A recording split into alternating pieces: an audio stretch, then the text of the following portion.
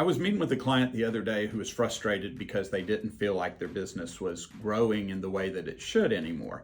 This really comes in a couple different ways. One is growth will typically slow down as the business matures just because of the fact that you don't have as much space, you don't have as much room to grow anymore. So that it is merely a byproduct of how hard it may be or how far out you may be scheduling hygiene and that kind of thing. That needs to be looked at. Are we not growing because we're 3 months out on hygiene and new patients don't want to wait that long?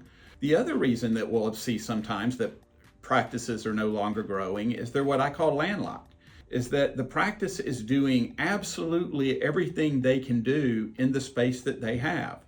So there's really not any place to put new patients, because if you have 4 ops and you have 2 hygiene ops and 2 dental ops, which is not ideal, then there's only so many patients you're going to be able to see before that practice becomes what I call landlocked. The way to get around that, or the way to eventually overcome that, then would be to look at how we can add more ops, how we can add more rooms, and allow you to do additional procedures and continue to move forward.